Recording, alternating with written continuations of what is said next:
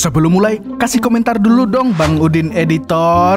Dulu parang, sekarang golok. Cakep. Dulu sayang, sekarang goblok. Bisa aja nih Mbak Nay, saya kasih pantun juga nih. Katanya permen, digigit nusuk. Bilangnya temen, kok itunya masuk? Halo warga nobar yang ngekos sendiri tapi di luar sendalnya dua pasang. Kayak apa kabarnya beretaan? Sehat-sehat aja kalau? Kembali lagi bersama saya Mamang Tobi, sang pengangguran profesional yang kali ini akan membawakan film berjudul VIP yang dirilis pada tahun 2017. Dibintangi oleh Lee Jong Suk yang berperan di series Big Mouth yang akhir-akhir ini video alur ceritanya meledak di channel Nobar. Saya yakin hampir 99% dari warga Nobar pasti sudah nonton video itu. Buat 1% yang belum nonton, silahkan nonton videonya setelah menonton video ini. Nah, film ini menceritakan tentang seorang psikopat korut yang melakukan pembunuhan berantai di berbagai negara dan sudah menghabisi puluhan korban. Tapi karena ayahnya adalah jenderal korut, tidak ada satupun negara yang berani menyentuhnya. Bahkan CIA pun kesulitan untuk menangkap psikopat tersebut. Dan menurut informasi yang saya dapat dari Barokahpedia, film ini pernah dicekal warga Korea Selatan karena menampilkan adegan yang terlalu brutal dan kejam. Jadi saya jamin film ini pasti akan membuat kalian merasa ngeri-ngeri sedap dengan kebrutalannya. So, tanpa berlama-lama lagi, siapkan mata, telinga, dan anu-anuan kalian semua. Mari kita nobar dan inilah VIP.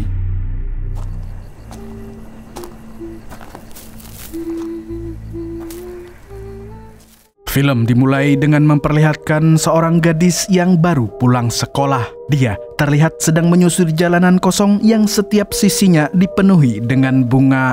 Di waktu yang sama, ada seorang pria bernama Kim yang sedang jalan-jalan bersama teman-temannya. Dan pada saat melihat gadis itu, Kim pun merasa tertarik. Tanpa basa-basi, dia langsung menyuruh temannya untuk berhenti dan menculiknya.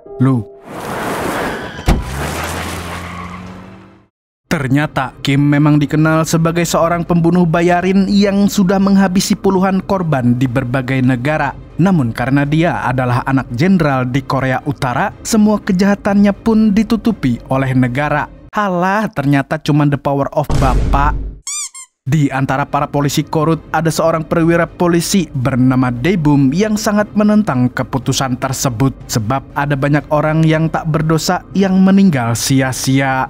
Apalagi dia tahu kalau Kim melakukan pembunuhan itu hanya untuk bersenang-senang. Oleh karenanya, dia sangat serius untuk menangkap psikopat tersebut sebelum korbannya bertambah banyak. Bahkan saking seriusnya, dia akan menghajar setiap bawahannya yang tidak becus.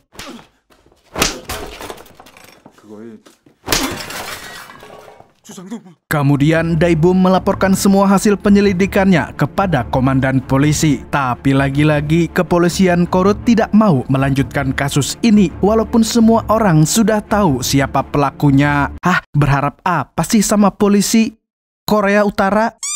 Dan anehnya, Dae-bum malah diberhentikan dari kasus tersebut lalu diminta untuk pindah ke divisi lain. Padahal dia sudah menyerahkan semua bukti yang valid. Akan tetapi, kepolisian korut memilih untuk menjadi lembaga korup demi melindungi anak seorang jenderal. Alhasil, Dae-bum pun mau tak mau harus menerima keputusan dari atasannya.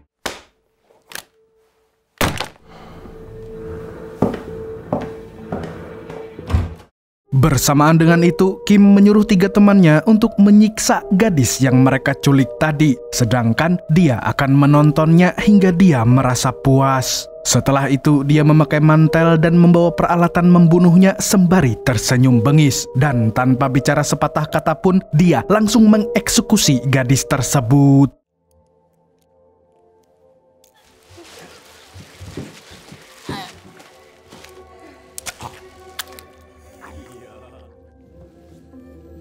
Dolar kuning gak nih? Tidak lama kemudian, pihak kepolisian Korsel menemukan jasad si gadis yang ternyata merupakan warga setempat. Di sini kita juga diperlihatkan dengan seorang polisi bernama Ido yang sudah mengikuti kasus pembunuhan berantai ini sejak lama. Rupanya, Kim memang sudah lama menetap di Korea Selatan dan membunuh banyak korban di sana. Intinya, psikopat ini telah berkunjung ke berbagai negara hanya untuk melakukan pembunuhan. Dan tentu saja hal ini membuat warga Korsel semakin was-was karena pihak berwajib belum bisa mengungkap pelakunya.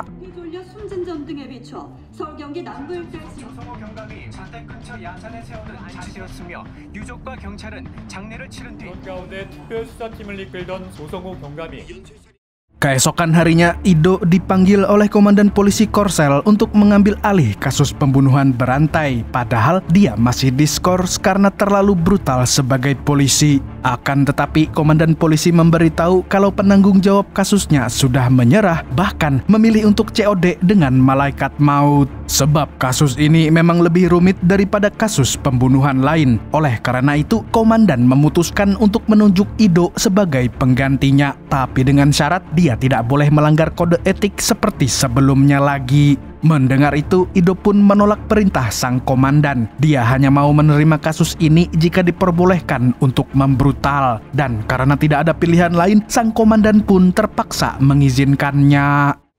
그럼 그렇게 잡으시던가요? 그렇지면은 나중에 후유증 심해. 좀만 적당히. 그래, 너 꼴리는 대로 다 해라, 다 하고. 근데 또 좁혀가지고 병신 만들어 찍지 말고. 야! Singkat cerita, Ido pun membentuk tim investigasi dan mulai menyelidiki kasus pembunuhan berantai tersebut. Tidak lama kemudian, salah satu bawahannya melaporkan bahwa tim forensik telah menemukan DNA pelaku di tubuh korban. Tanpa pikir panjang, Ido pun langsung pergi ke laboratorium. Di sana, dokter forensik menduga kalau pelaku sengaja menaruh bukti DNA untuk mempermainkan para polisi. Karena ternyata DNA yang ditemukan adalah DNA orang asing. 또 동일한 걸 봐서는 뭐 용의자지. 근데 유력 피해자는 DNA 안 맞네. 근데 100%는 아니다. 들어가. Setelah mendapatkan petunjuk, Ido langsung memberikan perintah kepada bawahannya untuk mencari orang yang cocok dengan DNA itu. Tapi agar tidak terlalu lama, dia menyuruh mereka untuk mengecek DNA para napi terlebih dahulu. Namun, ada satu bawahannya yang protes dan mengatakan kalau DNA yang ditemukan merupakan rekayasa si pelaku. Mendengar itu, Ido pun langsung menghajarnya karena tidak menuruti perintah. 그저 내 스타일 까먹었냐? 아닙니다. Ido lalu memberitahu semua bawahannya bahwa dia tidak akan segan memecat mereka jika berani menentang perintahnya, apalagi tidak becus dalam menyelidiki kasus ini. Karena bagaimanapun juga kasus yang sedang diselidiki menyangkut banyak nyawa dari orang-orang tak bersalah. Jadi dia berharap tidak ada yang main-main selama penyelidikan, apalagi sampai main PS dan main futsal. 무조건 그 씹새끼 손모가지 팔찌 채우는 거 딱 그거 하나만 생각하라고. 지금부터 니들 머릿속에 딱 하나만 생각해. 무조건 범인. 그딴 식으로 들어갈 거면 다 때려쳐, 이 새끼들. 알았냐고? 예, 알겠습니다. 알았어, 움직여. Di saat kepolisian sibuk mengusut kasus pembunuhan, pihak intelijen juga diam-diam mengawasinya. Di sini, kita diperkenalkan dengan seorang agen khusus bernama Jae-hyuk yang sedang mengadakan pertemuan bersama atasannya. Berbeda dengan polisi, para intel ini justru sudah mengetahui kalau pelakunya adalah Kim. Namun, mereka masih menutupi kasus ini demi keamanan negara. Karena jika Kim tertangkap, maka pihak korut pasti akan menyerang negaranya dengan tai. Terlebih lagi, atasan Jae-hyuk juga baru saja mendapatkan informasi dari CIA bahwa Kim memiliki sebuah rahasia yang tidak boleh bocor ke publik sebab rahasianya berhubungan dengan keuangan di berbagai negara. Jadi Jae-hyuk pun ditugaskan untuk memutarbalikkan fakta agar Kim tidak menjadi tersangkanya. Sebagai orang yang masih punya hati nurani seperti saya dan para warga nobar semua, tentunya dia ingin menolak perintah tersebut. Akan tetapi, atasan intel itu mengancam akan memecatnya jika berani menolak. Dan jika seorang intel dipecat, maka artinya dia juga akan dibunuh agar tidak membocorkan rahasia negara. Alhasil, Jae-hyuk pun terpaksa melakukan perintahnya. 네 승질은 나중에 내고 지금 서두르자. 응? 다이빙하는 거야, 그냥. Setelah pertemuan itu, Jae-hyuk pun mulai bergerak menjalankan perintah sang atasan. Dia lalu menyuruh bawahannya untuk mengamankan tempat persembunyian Kim sebelum Ido dan kawan-kawannya menangkap pembunuh tersebut. Namun, Ido ternyata juga sudah mengetahui lokasi itu berkat informasi dari seorang jaksa yang punya utang budi kepadanya. Singkat cerita, Jae-hyuk pun sampai di lokasi Kim yang sudah dijaga ketat oleh polisi.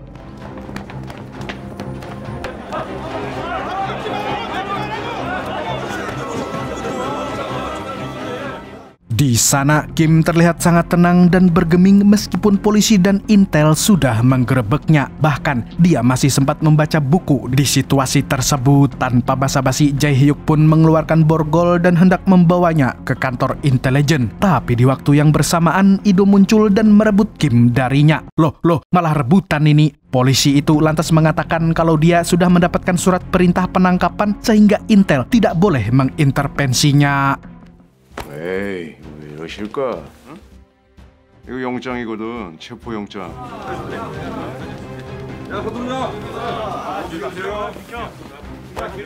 Jae-hyuk pun langsung menelpon atasannya dan mengatakan kalau polisi sudah bergerak lebih jauh daripada dugaannya. Oleh karena itu, dia berencana untuk menghambat proses investigasi serta menyuruh bawahannya untuk menangkap teman-teman Kim.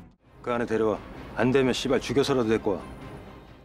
Tapi sayang sekali, kedua teman Kim telah ditangkap oleh seorang pria berjubah hitam. Dan tidak hanya itu, pria ini juga menyiksa mereka hingga tewas dengan sangat mengenaskan.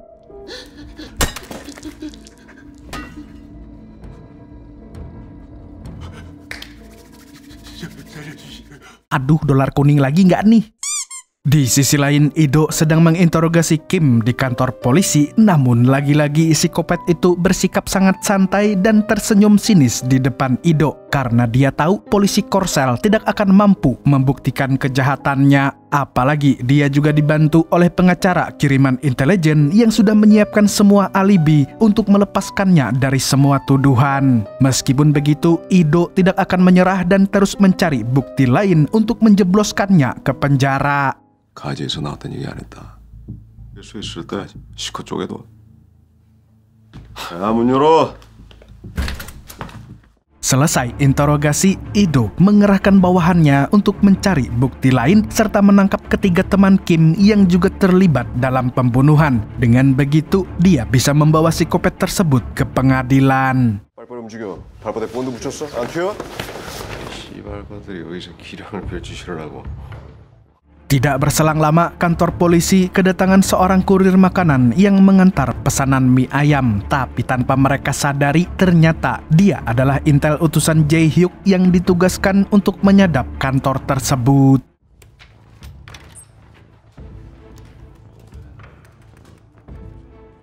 Jae-hyuk pun menyuruh tim IT untuk standby dan mengawasi setiap gerakan para polisi. Sedangkan dia menyuruh tim lapangan untuk segera menemukan satu teman Kim yang belum ditemukan. Sebab dua orang lainnya tidak terdeteksi hingga sekarang. Jadi kemungkinan mereka berdua sudah dieksekusi oleh pihak Korea Utara. Di lain pihak, Ido dan bawahannya tidak tidur selama 24 jam seperti Ki Arjuna hanya untuk mengecek rekaman CCTV di sekitar persembunyian Kim. Dan karena terlalu fokus, mereka pun tidak sadar kalau kurir mie ayam yang selalu mengantar pesanan itu adalah seorang intel. Mie ayamnya pasti nggak enak.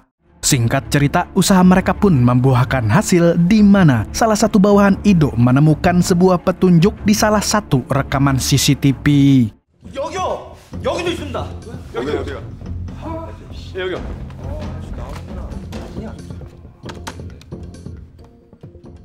Dari semua petunjuk yang ditemukan, Ido akhirnya mampu membantah semua alibi Kim.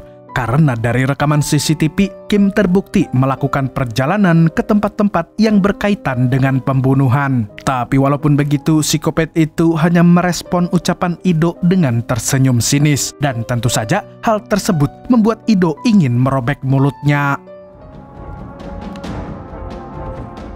너 끝났어 이 새끼야. 또 웃어봐.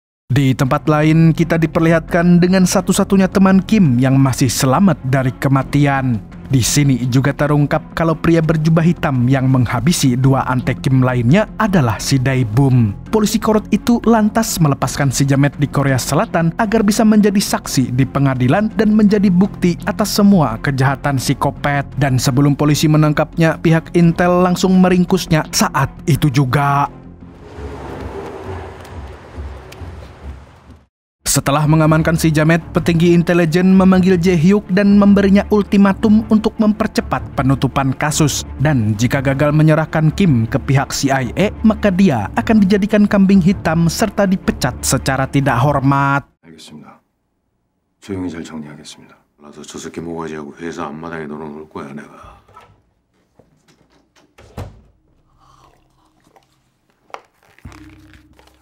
Setelah mendapatkan ultimatum, Jae-hyuk pun memutuskan untuk menemui komandan polisi dan mengajaknya bekerja sama. Dia mengatakan bahwa polisi bisa melanjutkan kasusnya dengan syarat tidak menjadikan Kim sebagai pelaku pembunuhan berantai. Sebagai gantinya, Jae-hyuk akan menyerahkan teman Kim kepada polisi dan menurutnya ini adalah win-win solution bagi kepolisian dan juga badan intelijen.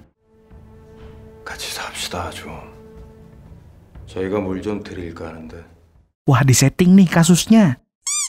Mendengar itu, komandan polisi pun langsung menyetujuinya dan tanpa membuang waktu lagi, Jae-hyuk pun mengerahkan bawahannya untuk menukar Kim dengan temannya. Sontak hal tersebut membuat Ido merasa dilangkahi, padahal dia adalah orang yang bertanggung jawab atas kasus ini. Dan yang lebih sialnya lagi, komandan polisi menyuruhnya untuk segera melepaskan Kim serta menutup kasus pembunuhannya. 시도 됐어, 그만하고 김광일이 넘겨줘.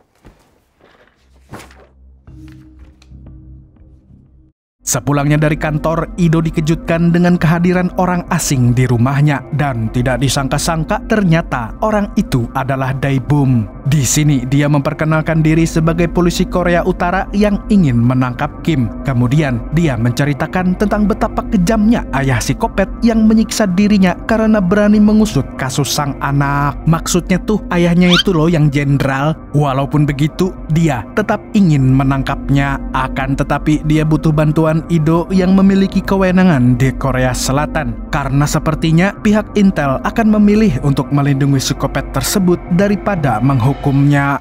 김광일이 그 살인마 새끼 잡으라. 이대범이라고 하고. Tapi belum sempat menerima tawarannya, Ido tiba-tiba mendapatkan kabar kalau bawahannya Jae-hyuk telah membawa Kim keluar dari kantor polisi. Jae-hyuk tolol, tanpa pikir panjang dia pun langsung pergi ke sana dan berusaha menghentikan para intel tersebut. Melihat itu, Kim pun tersenyum puas karena bisa mengadu domba dua instansi sekaligus. Dan tentunya Ido yang sedang emosi jiwa langsung mengamuk sejadi-jadinya.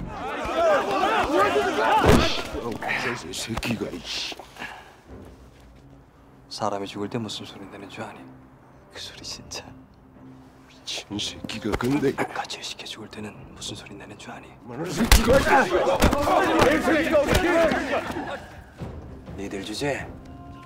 Gara-gara penyerangan itu, Ido pun menjadi viral di media dan membuat komandan polisi punya alasan untuk memberi hukuman skors selama 1 bulan. Di titik ini, Ido sudah terlihat sangat frustasi dan hanya bisa melampiaskan kemarahannya dengan membanting semua benda yang ada di sekitarnya. Saat kondisinya sudah mulai tenang, Ido kembali teringat dengan tawaran Dae-bum tadi malam, yang intinya polisi korut itu menjamin akan menghukum si Kopet sesuai dengan kejahatannya. Apalagi ayah Kim sekarang sudah dihukum mati oleh Presiden Kim Jong-il karena berani menentangnya. Sementara itu, jika si Kopet dibawa ke pihak CIA, kemungkinan besar dia tidak akan dihukum karena memiliki rahasia terkait keuangan di berbagai negara. Dari sini kita tahu bahwa ternyata semua lembaga itu sama busuknya. Di momen ini, Ido mulai berpikir untuk menerima tawaran kerjasama dari Dae-bum. 남조선에선 절대 김광일이 처리 못하고. Di lain pihak, Kim sedang berada di rumah aman yang dijaga oleh para intel, di mana setelah ini dia akan dibawa ke Amerika oleh agen utusan dari CIA. Di sini, salah satu intel yang menjaganya adalah seorang wanita, dan saat melihat wanita itu, jiwa-jiwa psikopat dalam diri Kim pun semakin memberontak. Orang kayak Kim ini pasti banyak nonton video anu-anuan sampai melihat wanita hanya sebagai objek saja. Buat warga nobar semua, jangan sampai kayak gini ya. Di waktu yang sama, Jae-hyuk sedang berbincang dengan atasannya terkait pemindahan Kim ke Amerika. Dan setelah kasus ini selesai, Jae-hyuk akan mendapatkan kenaikan jabatan. Namun sayangnya hal tersebut sepertinya akan sulit terwujud karena tidak lama setelah itu dia mendapatkan kabar bahwa Kim berhasil kabur setelah melukai salah satu agen wanita. Rupanya intel yang ditugaskan untuk menjaga Kim sempat keluar untuk mengudut sehingga membuat agen wanita itu sendirian. Sontak Jae-hyuk langsung menggampar intel yang lalai tersebut.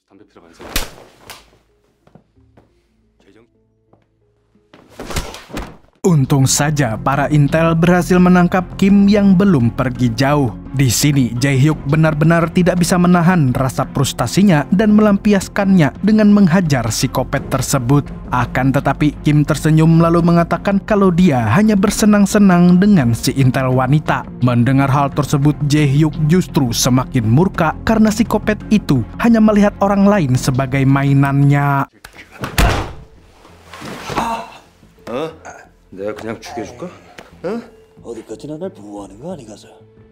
근데 진짜 진정하십시오. 이거 발도 채워서 꼼짝도 못하게 한쪽 구석에.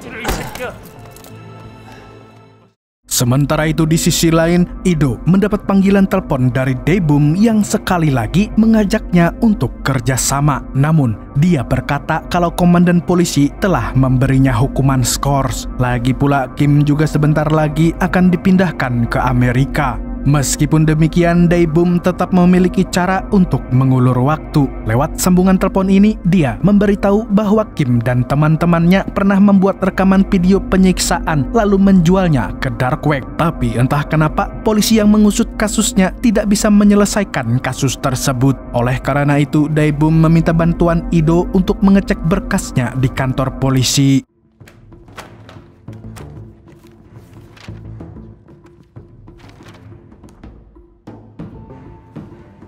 Karena dirinya masih diskors, Ido pun meminta bawahannya untuk mencari video penyiksaan itu dan memastikan bahwa muka Kim terlihat. Dengan demikian, dia punya alasan untuk menangkapnya lagi.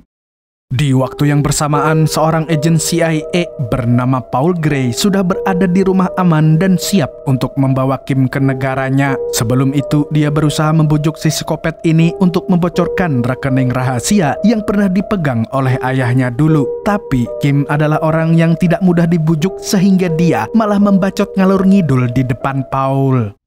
He's very smart up here. It's all in here. Karena muak mendengar bacotannya, Paul pun mengerahkan anak buahnya untuk segera memindahkan Kim. Namun belum sempat keluar dari sana, Ido dan para polisi tiba-tiba datang membawa surat penangkapan baru. Dan kali ini dia juga membawa sebuah bukti yang sulit untuk dibantah, yaitu video penyiksaan milik Kim yang dijual di dark web. Setelah memborgol si psikopat, Ido dengan sengaja membocorkan investigasinya untuk mempermalukan Kim di depan orang-orang, di mana dia mengatakan bahwa alasan Kim membunuh para gadis adalah karena alias tidak bisa berdiri. Mendengar itu, Kim pun untuk pertama kalinya merasa tersinggung sebab semua perkataan Ido memang ada benarnya.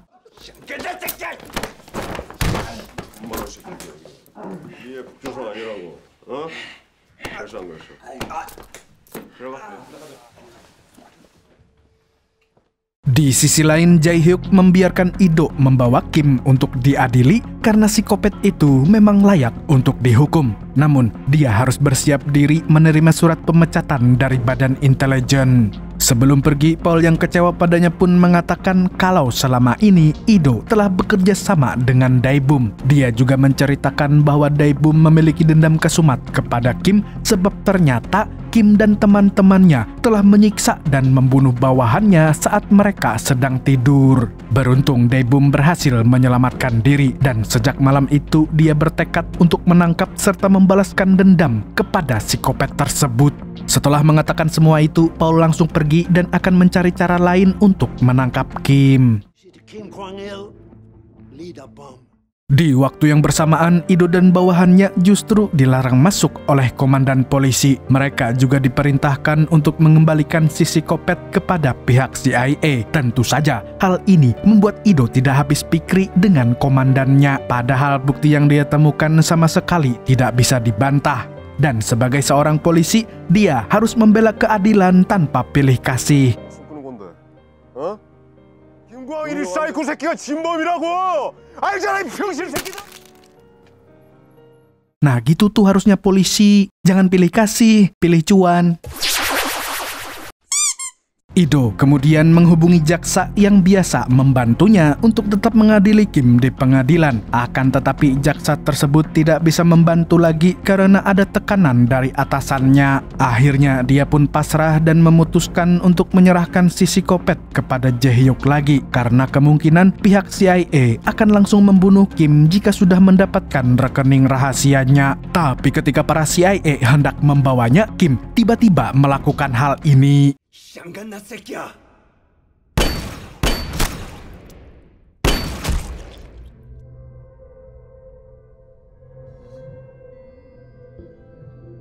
Melihat hal itu, Jae-hyuk pun langsung menyuruh bawahannya untuk membawa Ido ke rumah sakit sebelum terlambat. Lalu setelahnya dia mengejar para agen CIA yang sedang membawa Kim ke bandara. Namun tiba-tiba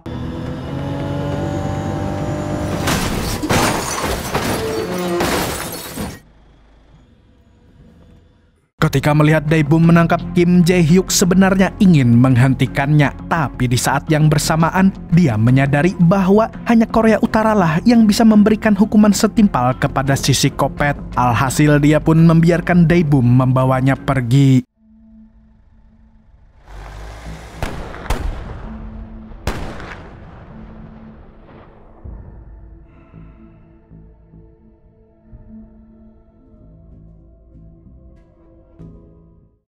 Setelah itu, Jae-hyuk mengunjungi Ido di rumah sakit dan ternyata polisi tersebut mengalami koma yang menurut dokter akan berlangsung cukup lama. Apalagi ada puluhan peluru yang merusak organ dalamnya. Jae-hyuk lantas pergi ke kantor intelijen untuk melapor kepada atasannya. Di sini, sang atasan tidak jadi memecat Jae-hyuk karena Kim lepas ketika sedang dibawa oleh CIA, yang artinya itu adalah kesalahan mereka. Di sisi lain, Dae-bum dan para intel korut sedang membawa Kim ke negaranya dengan kapal. Namun di tengah pelayaran, para intel malah mengkhianatinya dan berpihak kepada Kim. Entah apa yang ditawarkan si psikopat itu, tapi yang jelas kini Dae-bum terpojok dan tidak ada yang membelanya. Lalu sambil tersenyum sinis, Kim mengacukan pistol dan kemudian si psikopat membuang mayatnya di tengah laut agar tidak ditemukan oleh para intel korut lainnya. Setelah itu dia berniat pergi ke luar negeri untuk melakukan aksinya lagi. Alah, tidak terasa 3 tahun pun berlalu dan Jae-hyuk masih tenggelam dalam rasa marahnya setelah tahu kalau Kim berhasil membunuh Dae-bum dan kabur ke Hong Kong. Oleh karena itu, sekarang dia pergi ke negara tirai bambu itu untuk memberinya pelajaran. Di sini dia sepakat untuk bekerja sama dengan Paul lagi sebab CIA masih belum mendapatkan rekening rahasia yang disembunyikan oleh Kim. Tanpa membuang waktu lagi, dia pun masuk ke sebuah apartemen yang diduga sebagai tempat persembunyian Kim. Lalu dengan santuinya, dia menghabisi belasan antek psikopat yang berjaga di sana.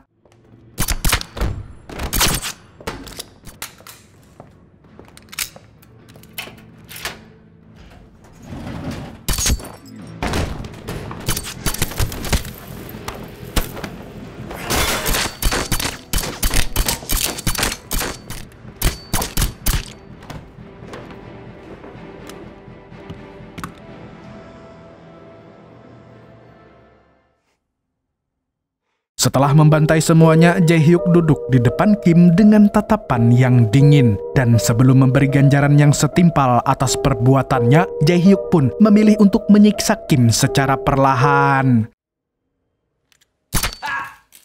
이봐라 박재혁이, 너 지금 뭐 하는 거야 이거? 박재혁이 내 간다 새끼, 모시고 나. Karena merasa kesakitan, Kim pun memintanya untuk berhenti. Bahkan dia mengancam akan menghancurkan hidup Jae-hyuk jika berani macam-macam lagi. Namun Jae-hyuk mengatakan kalau Kim sudah tidak ada harganya lagi. Ayahnya sudah dipenggal presiden korut dan rekening rahasianya sudah dikosongkan oleh Intel Cina. Atau dengan kata lain, Kim tidak punya pegangan untuk membela diri lagi. Oleh karena itu, Jae-hyuk pun berkata kalau dia akan mengirimnya ke neraka atas semua perbuatannya.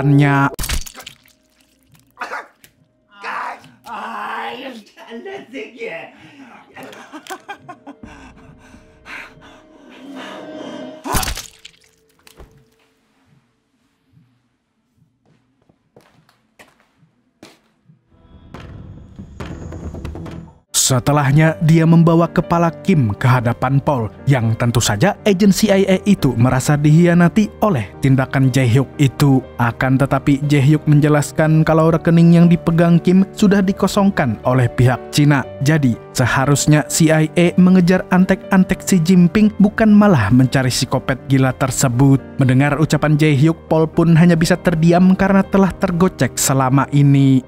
Di akhir film, Jae-hyuk merenung sambil mendoakan keselamatan Ido yang masih koma di rumah sakit. Selain itu, dia juga berharap tidak ada pembunuh gila seperti Kim yang membunuh orang-orang tidak bersalah. Lalu, film pun tamat. Dari film ini kita bisa belajar bahwa sepandai-pandainya tupai melompat pasti akan jatuh juga. Jadi, kejahatan apapun yang ditutupi pasti akan tercium pada waktunya. Film ini juga memperlihatkan sebuah fakta bahwa budaya orang dalam itu di mana aja sangatlah korup. Hanya karena dia anak pejabat bukan berarti boleh melakukan kejahatan seenak jidatnya sendiri. Kok kayak di negara mana ya? Anak pejabat lolos dari pembunuh ya. Segitu dulu untuk hari ini. Saya Tobi mewakili orang yang bapaknya bukan pejabat korup mengucapkan sampai jumpa di video selanjutnya dan kamsya. Assalamualaikum warahmatullahi wabarakatuh. Mang, kamu punya temen yang anak pejabat nggak? Ada mas, di kampung dulu temanku sekolah, anak pejabat songong banget mas, seenaknya sendiri. Jajan di kantin makan gorengan 2 bilangnya 5 mas. Sombong banget tuh, mau bayar lebih dia mentang-mentang bapaknya punya jabatan. Ya iyalah mang, orang duitnya cuma hasil korupsi. Orang kayak gitu nggak sadar apa ya kalau dia cuma makan uang haram. Nah, coba kita tanya warga Nobar, ada yang anak pejabat nggak? Silahkan berkomentar di video ini kalau kamu anak pejabat.